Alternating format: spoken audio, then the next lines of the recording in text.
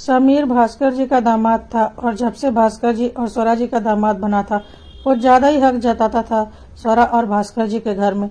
उसकी पत्नी स्नेहा भास्कर जी की छोटी बेटी थी। स्नेहा से बड़ा उनका एक बेटा था अजय, जिसका अभी उन्होंने विवाह नहीं किया था। स्नेहा ने ग्रेजुएशन किया था और करीब 22 वर्ष की उम्र में उसका विवाह हो गया था। अजय उस वक्त 23 वर्ष का था, लेकिन अभी वह सही से सेटल नहीं हुआ था। इसलिए भास्कर जी ने पहले बेटी का विवाह करना जरूरी समझा और समीर को अपने घर का दामाद बना लिया। अभी अजय के विवाह में टाइम था, इसलिए समीर कुछ ज्यादा ही हावी हो गया था भास्कर जी के घर पर। स्वरा जी और भास्कर जी दोनों को कुछ ज्यादा ही प्रभावित करने की कोशिश में लगा रहता और ज्यादातर वक्त अपने ससुराल में ही बिताता अपनी पत्नी स्नेहा के साथ। अजय को यह सब कुछ बिल्कुल पसंद नहीं आता था, क्योंकि समीर का ज्यादातर काम यही होता था कि अजय के खिलाफ उसके माँ बाप को भड़काना और खुद को अच्छा साबित करना। अजय को लगता था कि समीर अपने घर में रहे और अपने घर को संभाले, आखिर वह भी तो अपने माँ बाप का इकलौता बेटा है। लेकिन समीर अपने घर पर तो हावी था ही, अब वह ससुराल पर भी पूरी तरह से अपना आधिपत्य जमाना चाहता था। अजय कभी भी समीर को पसंद नहीं करता था उसके व्यवहार की वजह से, और साथ ही साथ स्नेहा उसकी बहन शादी के बाद बिल्कुल अपने पति के रंग में रंग चुकी थी और उसी की तरह शातिर और मक्कार हो चुकी थी। खैर, सब कुछ इसी तरह चल रहा था। समीर घर का इकलौता दामाद था तो कोई उसे कुछ बोल नहीं सकता था। माँ बाप भी इकलौते दामाद को पूरी इज्जत देते थे। इस तरह से करीब 7 वर्ष का वक्त बीत गया और 7 वर्ष तक समीर और स्नेहा पूरी तरह से स्नेहा के मायके पर हावी हो गए थे और पूरा एकाधिकार बना रखा था, क्योंकि अजय तो शादीशुदा था नहीं, तो ज्यादा घर के मामलों में पड़ता नहीं था। और इतने दिनों में समीर ने पूरा आधिपत्य अपने ससुराल पर जमा लिया था और सारे फैसले वही लेता था। अजय की कोई बात उसके माता पिता नहीं मानते थे, बल्कि समीर जो बोलता था वही मानते थे। उनके हिसाब से उनका दामाद बहुत ही अच्छा था। अजय भी ज्यादा दिमाग नहीं लगाता था, क्योंकि उसे पता था कि फालतू का कलह होता। खैर, 7 वर्ष के बाद अजय की उम्र अब 30 वर्ष हो चुकी थी और वह सेटल भी हो चुका था। इसलिए अब अजय के माता पिता ने सोचा कि अजय की शादी कर देनी चाहिए और एक अच्छी लड़की देखभाल कर अजय के लिए उन्होंने पसंद कर ली। उसका नाम प्रिया था। अजय को भी लड़की बहुत पसंद थी, क्योंकि प्रिया अजय के पापा के दोस्त की बेटी थी और बचपन से ही अजय के साथ घुली मिली थी और प्रिया से अजय प्यार भी करता था। इसलिए इस शादी से वह बहुत ही ज्यादा खुश था। लेकिन समीर को यह बात पसंद नहीं आई कि पहले से ही अजय के लिए लड़की पसंद करके उसके ससुर जी ने रखी हुई थी अपने दोस्त की बेटी। इसलिए समीर ने पूरा एड़ी चोटी का जोर लगा दिया कि प्रिया इस घर की बहू नहीं बन सकती, क्योंकि मुझे प्रिया नहीं पसंद। अब घर का दामाद बोल रहा है कि उसे घर की होने वाली बहू नहीं पसंद, तो सास ससुर एक बागी को दामाद जी नाराज न हो जाएं, यह सोचकर उनकी बातों में आ गए। स्नेहा और समीर अड़ गए थे कि प्रिया और अजय की शादी नहीं हो सकती, लेकिन अजय प्रिया को बहुत चाहता था और प्रिया भी मन ही मन अजय को चाहती थी। अजय ने सोच लिया था कि इतने दिनों से समीर उसके घर पर हावी है और अपने घर की तो उसे चिंता ही नहीं है और अपना ससुराल संभाल रहा है। जरूरी नहीं कि ससुराल में सब कुछ दामाद के हिसाब से ही तय हो, यह अजय की जिंदगी का सवाल था। अजय ने सोच लिया था चाहे कुछ भी हो जाए वह तो प्रिया से ही शादी करेगा। इसलिए उसने साफ साफ अपने मम्मी पापा को बोल दिया कि मेरी शादी है तो फैसला भी मेरा होगा और मेरा फैसला है कि मैं प्रिया से ही शादी करूंगा, जिसको जो बोलना है बोले। समीर और स्नेहा ने बोला अगर प्रिया से शादी होगी तो हम इस शादी में शामिल नहीं होंगे। अजय ने बोला वह आप लोगों की मर्जी है, पर आप लोगों को खुश करने के लिए मैं अपनी खुशियों का गला नहीं घोट सकता और मैं प्रिया को बहुत पसंद करता हूँ, तो चाहे कुछ भी हो जाए शादी तो मैं प्रिया से ही करूंगा। अजय के मम्मी पापा ने उसे 1-2 बार समझाने की कोशिश की, लेकिन अजय ने कड़े शब्दों में विरोध कर दिया और बोला आप अपने दामाद को खुश करने के लिए अपने बेटे की खुशियों का गला क्यों घोटना चाह रहे हैं? क्या मैं आपके लिए कोई मायने नहीं रखता? यह बातें सुनकर अजय के मम्मी पापा चुप हो गए, क्योंकि अजय कुछ गलत नहीं बोल रहा था। समीर और स्नेहा ने अजय के मम्मी पापा को चढ़ाने की बहुत कोशिश की और बता दिया कि अभी प्रिया इस घर की बहू बनी भी नहीं, कि आपके बेटे को अपने कब्जे में ले लिया और वह आपके खिलाफ हो गया है।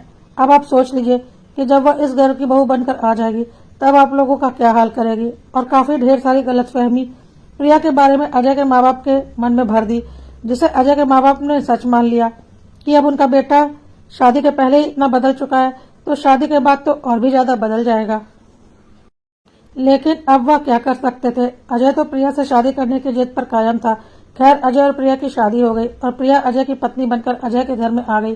समीर और स्नेहा कभी नहीं चाहते थे कि प्रिया उस घर की बहू बनकर आए, पर उनके चाहने ना चाहने का अजय के निर्णय पर कोई फर्क नहीं पड़ा और उसने प्रिया से शादी कर ही ली।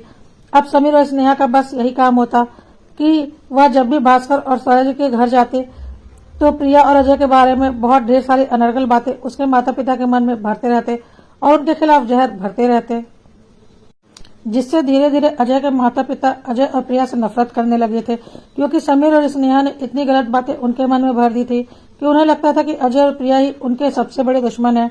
एक माता पिता अपने ही बेटे बहू को अपना दुश्मन मानने लगे थे, अपने एक चालाक दामाद के बहकावे में आकर। वह दामाद जिसे अपने घर की तो कोई फिक्र ही नहीं थी, लेकिन ससुराल की कुछ ज्यादा ही फिक्र थी। सच्चाई यह थी कि समीर एक जोक की तरह अपने ससुराल में चिपक चुका था और पूरे ससुराल पर अपने कब्जा करना चाहता था, जिसे अजय के माँ बाप बिल्कुल नहीं समझ रहे थे। पर अजय और प्रिया बहुत अच्छे से समझ रहे थे और उन्हें बहुत अच्छे से पता था कि समीर और स्नेहा एक दिन उनके पूरे घर को बर्बाद करके रख देंगे, क्योंकि ऐसे दामाद जोक होते हैं, खून पीने वाले जोक, जो एक एक करके ससुराल के सारे सदस्यों का खून पीकर खत्म कर देते हैं और सब कुछ समाप्त कर देते हैं। लेकिन प्रिया और अजय मजबूर थे, वह चाहकर भी कुछ नहीं कर पा रहे थे, क्योंकि समीर और स्नेहा ने भास्कर और स्वराज जी को पूरी तरह से अपने कब्जे में ले रखा था। और सीधी सी बात है, यह दुनिया की रीत है कि बहू हमेशा पराई लगती है और जमाई हमेशा अपना लगता है। एक बहू जो पूरी जिंदगी भर सास ससुर के लिए सब कुछ करती है, सास ससुर की नजर में वह हमेशा ही पराई रहती है और पराए घर से आई हुई होती है। लेकिन जो जमाई कभी सास ससुर के लिए कोई कदम नहीं उठाता, सिर्फ अपना स्वार्थ देखता है, वह जमाई उनके लिए हमेशा अपना होता है। क्या वह पराए घर का नहीं होता? जब एक जमाई को इतनी आसानी से सास ससुर अपना लेते हैं और उसे अपने बेटे से भी ज्यादा बढ़कर मानने लगते हैं, तो एक बहू को क्यों नहीं अपना पाते? अजय और प्रिया भी इसी समाज के हिस्सा थे और उनके साथ भी यही सब कुछ हो रहा था। प्रिया इस घर की बहू होकर भी इस घर में मेहमान साबित होती जा रही थी और स्नेहा इस घर की बेटी होकर भी घर पर अपने पति के साथ हावी होती जा रही थी। ऐसा लग रहा था कि अजय और प्रिया बेटी दामाद हैं और स्नेहा और समीर इस घर के बेटे बहू हैं। इस तरह का माहौल उन लोगों ने बना रखा था घर में। इसका सबसे बड़ा कारण यह था कि स्नेहा की शादी अजय की शादी से 7 वर्ष पूर्व हो चुकी थी और 7 साल में स्नेहा और समीर ने स्वरा और भास्कर जी को पूरी तरह से अपने काबू में कर लिया था और प्रिया अभी तुरंत इस घर में ब्याह कर आई थी, इसलिए उसकी कोई औकात नहीं रह गई थी। हाँ, घर के सारे काम करने के लिए प्रिया थी, सारी जिम्मेदारियां निभाने के लिए अजय था, पर सारे महत्वपूर्ण फैसले लेने के लिए और राय मशवरा करने के लिए समीर और स्नेहा थे, जिन्हें कुछ करना धरना तो नहीं होता था, बस बकवास करनी होती थी और घर के बेटे बहू के खिलाफ सास ससुर के कान भरने होते थे। स्नेहा और समीर इतने शातिर थे कि स्नेहा की इकलौती ननंद पूजा, उसे स्नेहा ने बिल्कुल इग्नोर करके रखा हुआ था और उसे मायके आने भी नहीं देती थी। जब भी पूजा मायके आना चाहती तो कोई न कोई बहाना स्नेहा बनाकर उसे मायके नहीं आने देती और उसके बाद भी यदि कभी पूजा मायके आ जाती तो स्नेहा इतना ड्रामा करती कि पूजा अगले दिन ही लौट जाती। और स्नेहा के सास ससुर के बारे में तो स्नेहा और समीर को कुछ सोचना ही नहीं था। स्नेहा ने कभी समीर के माता पिता का कोई ख्याल नहीं रखा और न ही समीर खुद अपने माता पिता का कोई ख्याल रखता था। उसे तो सिर्फ अपने माता पिता की संपत्ति प्यारी थी, लेकिन हाँ, ससुराल में हावी जरूर होता था और दिखावा करता था कि वह सास ससुर की कितनी सेवा करता है और सास ससुर भी खुश रहते थे ऐसा जमाई पाकर। पर समीर के सास ससुर ने कभी यह नहीं सोचा था कि जो जमाई अपने वक्त का 75% अपने ससुराल में ही बिताता है, वह अपने माँ बाप की क्या सेवा करता होगा, और जो बेटी अपने समय का 100% अपने मायके में ही बिताती है, वह बहू बनकर अपने ससुराल में सास ससुर की क्या सेवा करती होगी। बात यह है कि इंसान स्वार्थी होता है और जब अपना सुख दिखाई पड़ता है और इंसान सब कुछ अपने हिसाब से चलता हुआ देखता है तो वह दूसरों के बारे में नहीं सोचता। स्नेहा के माँ बाप को लगता था कि बेटे दामाद बहुत अच्छे हैं और उनका बहुत ख्याल रखते हैं और उनके बेटे बहू बहुत बुरे हैं, लेकिन वह खुश थे कि खुद को भाग्यशाली समझते थे इतना अच्छा बेटी और जमाई पाकर। और उन्होंने कभी इस नजरिए से सोचा ही नहीं कि जब बेटी जमाई उनका इतना ख्याल रखते हैं तो अपने माँ बाप का क्यों नहीं रखते, क्योंकि वह तो अपने घर में कभी रहते ही नहीं। तो लाजमी सी बात है, जब अपने घर में ही नहीं रहते तो अपने माँ बाप का ख्याल क्या ही रखते होंगे। इधर प्रिया का जीना मुश्किल होता जा रहा था। अपने ही घर में अपने ननद नंदोई के हस्तक्षेप के कारण कभी कभी प्रिया को बहुत गुस्सा आता था और वह काफी कुछ बोल जाती थी, और जब वह कुछ बोल देती तो वह बहुत बुरी बन जाती और सुना दिया जाता कि बाहर से आई हुई लड़की कभी भी सास ससुर को की अपनी बेटी नहीं हो सकती और कभी भी सास ससुर का ख्याल नहीं रख सकती। प्रिया और अजय को समझ में आ चुका था कि वह लोग कुछ भी कर ले कभी अच्छे नहीं कहलाएंगे जब तक यह बेटी दामाद इस घर पर हावी रहेंगे, लेकिन वह कुछ भी नहीं कर सकते थे, इसलिए जो कुछ जैसा चल रहा था वह चलने दे रहे थे और ज्यादातर चुप रहने की कोशिश करते और अलग थलग रहते। और स्नेहा और समीर अपने सास ससुर के साथ हमेशा रूम में बंद रहते और उनके कान भरते रहते उनके बेटे बहू के खिलाफ। इसी तरह से दिन बीत रहा था और अजय और प्रिया ने सब कुछ समय के हाथों पर छोड़ दिया था। एक दिन अजय के पापा की थोड़ी तबीयत ठीक नहीं थी। उन्हें सुबह से पेट में हल्का हल्का दर्द हो रहा था और एक दो बार उल्टियां भी हुई थी। अजय ने बोला था, अगर आपको ठीक नहीं लग रहा तो चलिए डॉक्टर से दिखा लेते हैं। और उन्होंने बोला था, नहीं, हाजमे की प्रॉब्लम है, कुछ देर में ठीक हो जाएगा। और वह खुद डॉक्टर के पास नहीं गए थे। लेकिन तब तक समीर और स्नेहा आ चुके थे और उन्होंने अपना काम शुरू कर दिया था। समीर ने दिखावा करना शुरू किया और बोला, आप लोग जिए चाहे मरे, आपके बेटे बहू को कोई फर्क नहीं पड़ता, लेकिन मैं आपको ऐसी हालत में नहीं छोड़ सकता। चलिए मैं तुरंत आपको डॉक्टर से दिखा देता हूँ। और पता नहीं क्या क्या उल्टी सीधी बातें बोलने लगा। अजय के पिता यहाँ तक भूल गए कि अजय सुबह ही उन्हें डॉक्टर के पास चलने के लिए बोल रहा था, लेकिन उन्होंने खुद मना किया था। और अजय की माँ को भी लगा कि बेटा ऑफिस चला गया पिता को बीमार छोड़कर, अब जमाई है जो आकर उन्हें डॉक्टर से दिखाने की बात कर रहा है। जबकि प्रिया ने भी दिन में 2-3 बार ससुर जी से तबीयत के बारे में पूछा था, लेकिन फिर वही जमाई बेटे पर भारी पड़ चुका था। उस दिन रात में अजय कुछ ज्यादा ही देर से आया, करीब करीब 12 बज गए थे। अजय के घर में घुसते ही अजय की माँ ने तांडव शुरू कर दिया कि तेरा पिता इतना बीमार है, लेकिन तुझे कोई फिक्र ही नहीं। वह तो भला हो जमाई जी का कि वह दिन भर से यहीं पर हैं और वह तेरे पापा को डॉक्टर के पास चलने के लिए भी बोल रहे थे। तूने एक बार भी पापा का हालचाल भी नहीं पूछा फोन करके। अजय ने बोला, मैंने तो सुबह ही बोला था पापा को डॉक्टर के पास चलने के लिए, और पापा ने बोला था कि हाजमे की प्रॉब्लम है और वह नहीं गए। तो अजय की माँ ने बोला, हाँ तो दोबारा तुझे कोई फिक्र नहीं थी कि अपने पिता से एक बार पूछ ले, बस अपनी बीवी के पल्लू में बंधा रहे। और पता नहीं क्या क्या प्रिया के बारे में उल्टा सीधा बोलना शुरू कर दिया, क्योंकि दिन भर से समीर और स्नेहा कान भर रहे थे अपने मम्मी पापा के, यानी कि अजय के मम्मी पापा के। एक दो बात सुनने के बाद प्रिया का गुस्सा भी 7वें आसमान पर चढ़ गया और वह चिल्लाकर बोली, हाँ तो बेटे ने तो नहीं पूछा और बहू ने भी नहीं पूछा, ठीक है, पर आपके महान जमाई जो आपको बड़ी बड़ी बातें सुना रहे हैं, वह तो आपको डॉक्टर के पास लेकर गए नहीं, बस बोलकर रह गए। क्यों नहीं लेकर गए वह डॉक्टर के पास? क्योंकि उन्हें लेकर जाना तो था नहीं, बस अपनी बकवास फैलानी थी यहाँ पर। और प्रिया ने काफी कुछ उल्टा पुल्टा सुना दिया, क्योंकि अब बात उसके बर्दाश्त से बाहर हो गई थी। अजय के पिता अब काफी ठीक हो चुके थे और वह जाकर अपनी बहू को डांटने लगे, तुम्हारी हिम्मत कैसे हुई अपने नंदोई से, इस घर के दामाद से ऐसी बातें करने की।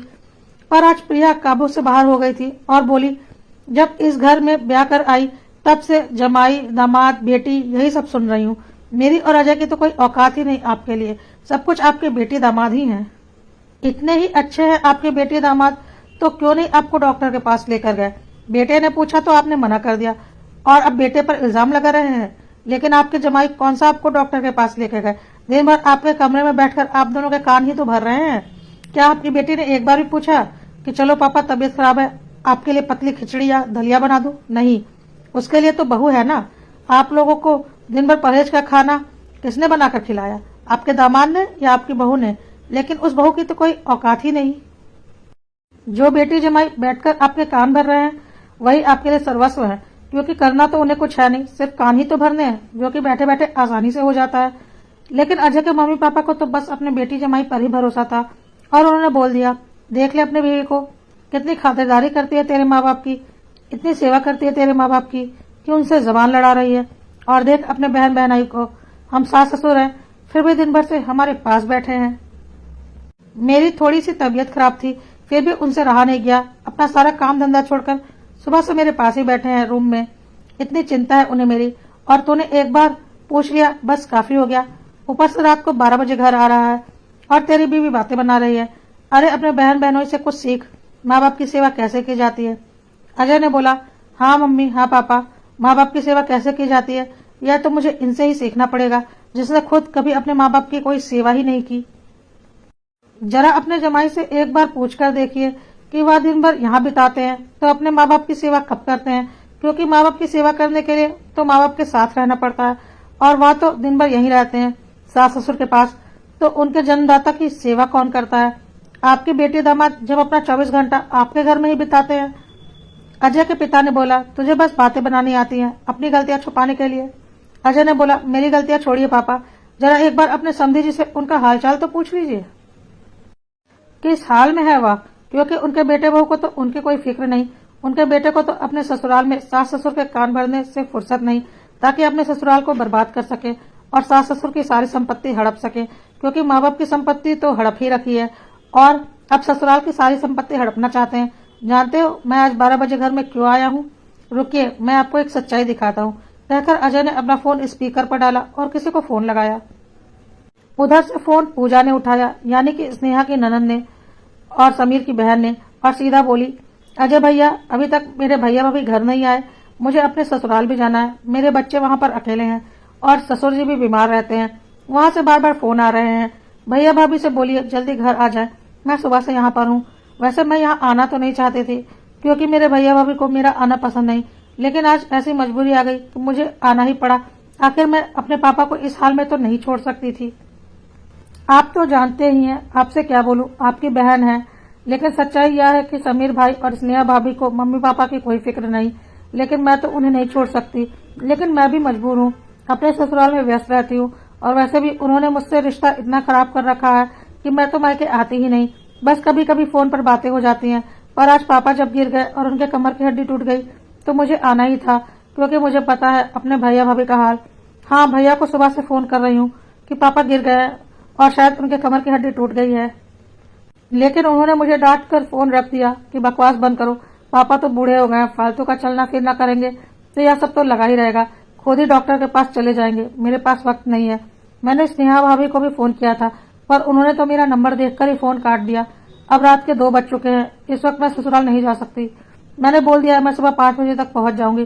प्लीज अगर वह लोग वहां पर है तो उन्हें जल्दी से बोल दीजिए कि घर आ जाए, पापा की तबीयत ठीक नहीं है।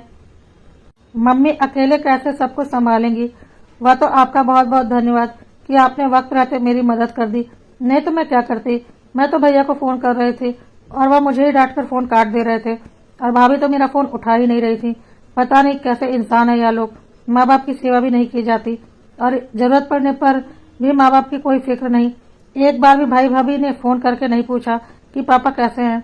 अजय ने बोला, और वह करेंगे भी नहीं, क्योंकि अपने पापा से उन्हें क्या लेना देना, वह तो ससुर जी और सास की सेवा में लगे रहते हैं, वह भी फालतू की सेवा, उनके बेटे बहू के होते हुए।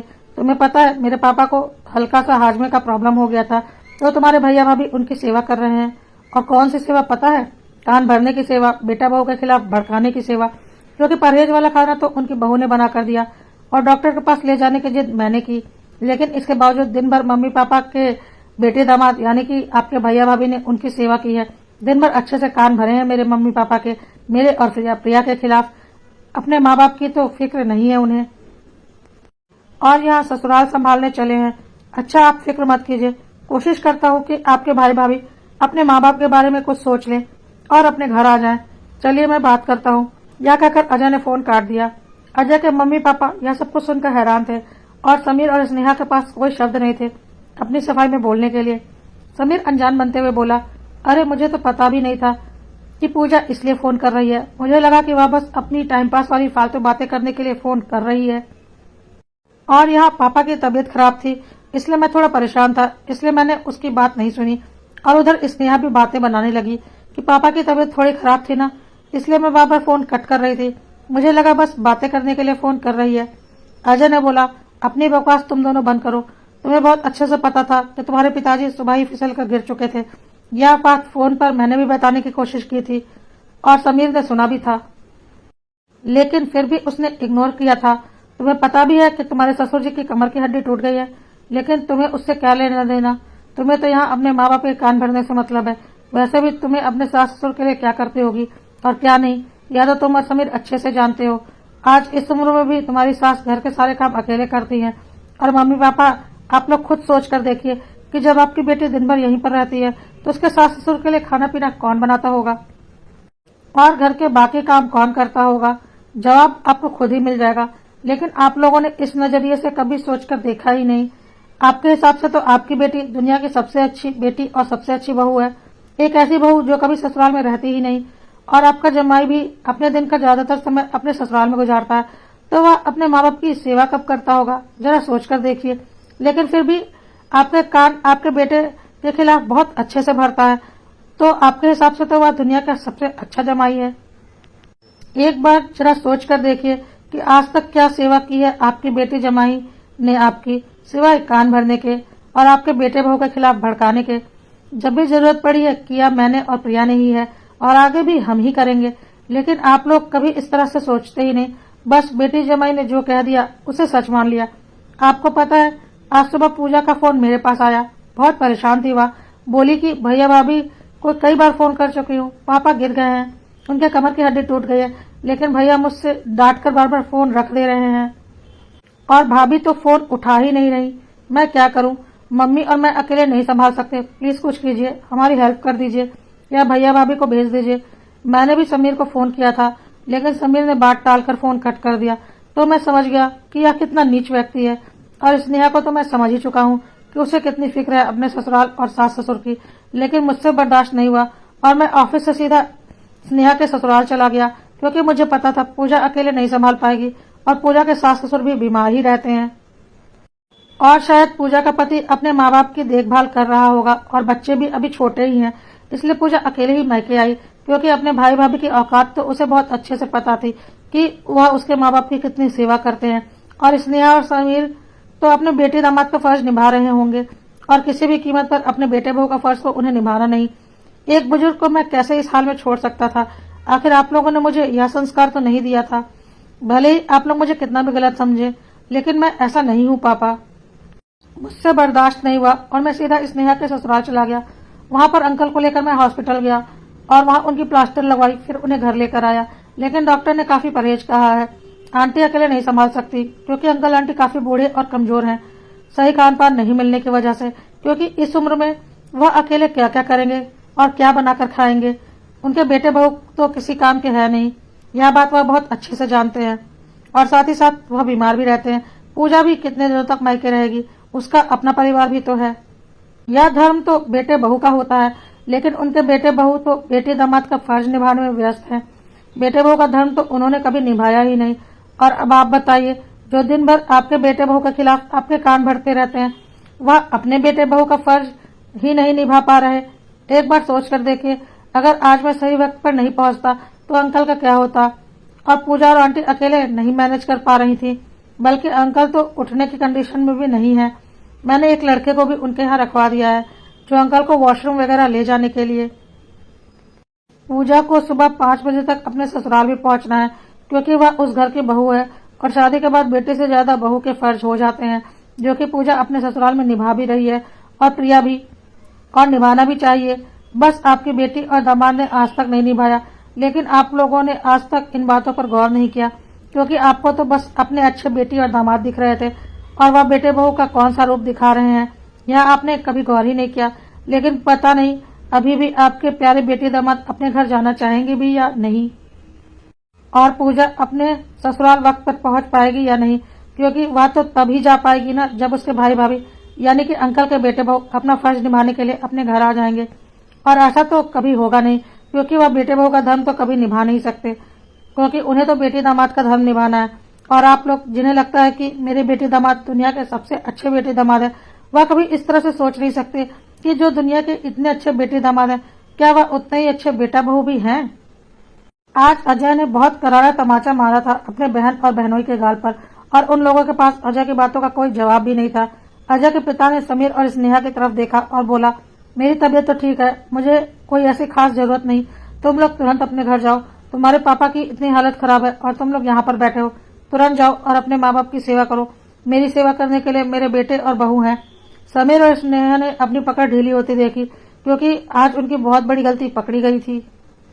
इसलिए वह उस वक्त चुपचाप वहां से चले गए और कुछ दिनों तक समीर और स्नेहा अजय के घर नहीं आए। लेकिन 1-2 महीने बीत जाने के बाद वह दोनों फिर आकर अपने काम पर लगना शुरू करने वाले थे, क्योंकि अब समीर के पिताजी लगभग ठीक होने वाले थे। इसलिए समीर आकर फिर से अपनी मीठी मीठी चगनी चुपड़ी बातों से अपने सास ससुर को फंसाना चाहता था। एक दिन समीर अपने ससुराल आया और अपने सास ससुर से बोला कि उस दिन मेरे से बहुत बड़ी गलती हो गई, लेकिन मेरे पापा को पता था कि मैंने यह सब कुछ जानबूझकर नहीं किया है। अजय के मम्मी पापा चुप थे, क्योंकि उस दिन अजय ने उनके बेटे दामाद की असलियत अपने मम्मी पापा को दिखा दी थी। इसलिए वह समीर की बातों पर ज्यादा रिएक्ट नहीं कर रहे थे। स्वराजी ने थोड़ी देर में अपनी बहू प्रिया को आवाज दी और बोला, बेटी जरा चाय पानी का इंतजाम कर, मेहमान जी आए हैं, इन्हें अपने घर भी तो जाना होगा, जल्दी से चाय पकौड़े बनाकर ले आ। समीर ने बोला, नहीं मम्मी, कोई जल्दी नहीं है, आराम से चला जाऊंगा। और आप मुझे मेहमान जी क्यों बोल रही है, आप मुझे समीर ही कहिए। तो अजय की माँ ने बोला, अरे नहीं, आप हमारे दामाद हैं, और दामाद मेहमान ही होता है। बेटी दामाद तो मेहमान ही होते हैं और हमारे में दामाद को मेहमान जी ही कहा जाता है।